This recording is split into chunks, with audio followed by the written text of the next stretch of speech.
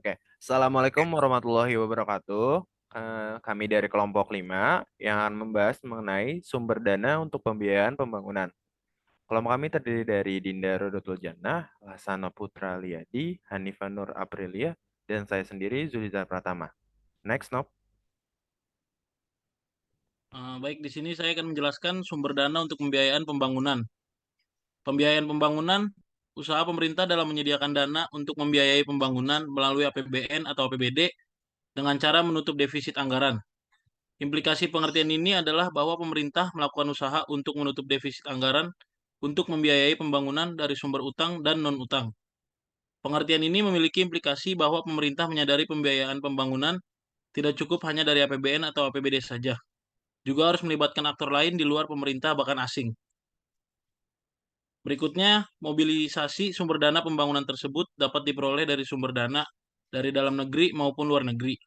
Secara garis besar dibagi menjadi dua kelompok, yaitu yang pertama sumber dana dari luar negeri dan yang kedua sumber dana dari domestik.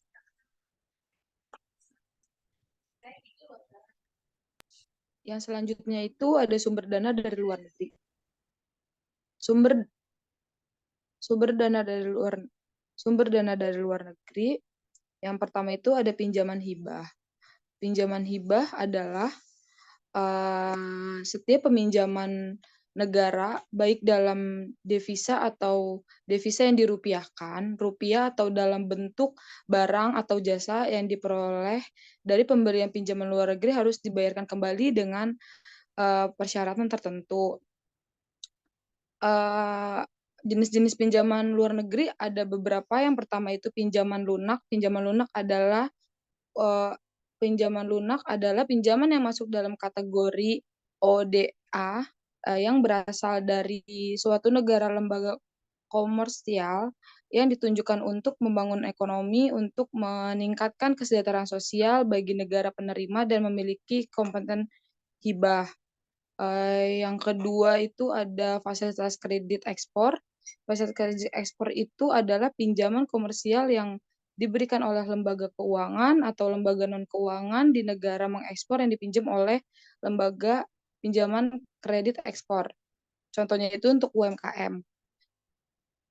Yang selanjutnya pinjaman komersial. Pinjaman komersial adalah pinjaman luar negeri pemerintahan yang diperoleh dengan persyaratan yang berlaku di pasar dan tanpa adanya pinjaman dari lembaga pinjaman kredit ekspor.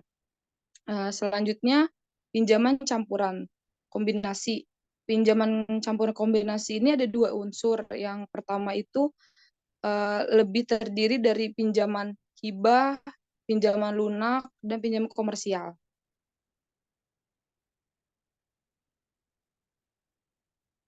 Next. Selanjutnya itu pinjaman modal asing atau MPA. Peminjaman modal asing itu atau bisa disebut investasi asing langsung dari perusahaan internasional.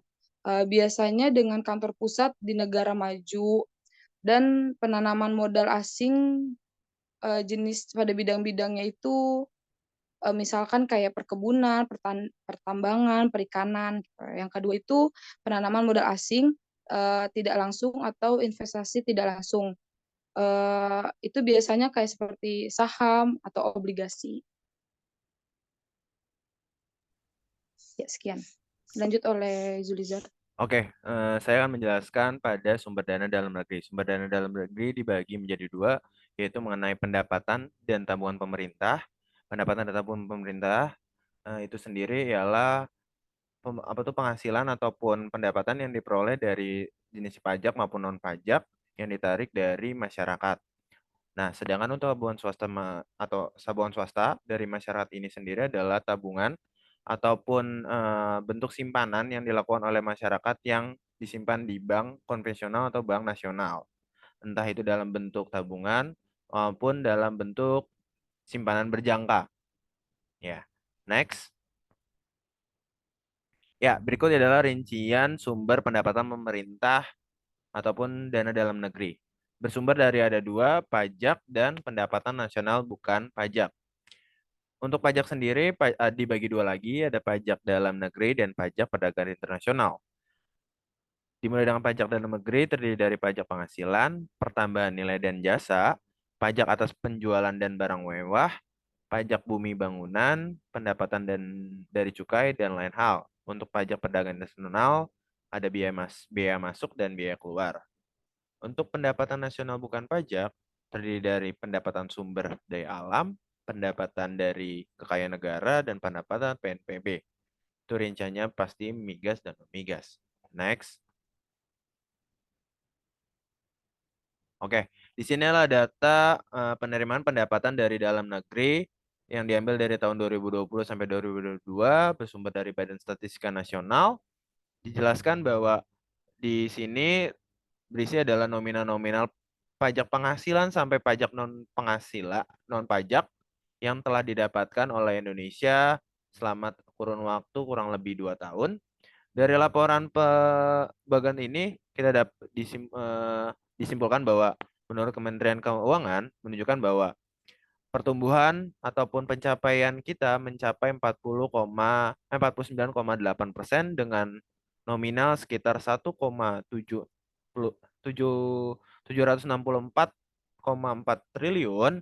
Ini sangat pertumbuhan yang sangat baik selama 2 tahun bagi pendapatan dari dalam negeri. Next. Selanjutnya ada tabungan swasta. Tabungan swasta kita ketahui adalah pendapatan yang diperoleh dari masyarakat secara sukarela dan tidak digunakan oleh konsumsi secara pribadi, tapi lebih digunakan untuk menciptakan pembangunan ekonomi yang bersifat untuk penanaman modal maupun hal-hal untuk lembaga keuangan yang berfungsi untuk membangun suatu produksi. Next. Selanjutnya akan dijelasin oleh Hanifah. Selanjutnya saya akan menjelaskan mengenai simpanan masyarakat di bank. Dari bagian ini kita ketahui bahwa rata-rata simpanan masyarakat Indonesia lebih banyak mengarah pada simpanan berjangka dikarenakan simpanan berjangka memiliki return ataupun bunga setiap tahunnya yang tentunya banyak orang tergiur untuk lebih banyak menyimpan dalam bentuk berjangka. Karena pastinya setiap tahunnya berbunga dan tabungannya akan bertambah dibandingkan dengan tabungan maupun giro. Begitu. Ya, next. Selanjutnya, pengaruh sumber dana luar negeri terhadap pertumbuhan ekonomi. Jadi, pembangunan ekonomi ini merupakan pertumbuhan ekonomi yang diikuti dengan perubahan struktur ekonomi serta perubahan kualitas hidup masyarakat. Untuk mendorong pertumbuhan ekonomi ini dibutuhkan sumber dana. Maka dari itu, bagi negara perkembangan yang sedang membangun sulit mengharapkan sumber dana dalam negeri. Oleh sebab itu, untuk tahap awal pertumbuhan ekonomi dalam rangka pembangunan ekonomi, maka tidak ada pilihan lain selain mengambil dana dari luar negeri, baik berbentuk FDI untuk luar negeri, utang luar negeri, hibah dan lain-lain. Berbagai riset dilakukan untuk melihat dampak sumber dana luar negeri bagi pertumbuhan ekonomi di suatu negara. Karena pertumbuhan ekonomi menjadi fondasi awal untuk mengubah kualitas hidup masyarakat, karena tanpa pendanaan mustahil untuk menjalankan pembangunan ekonomi.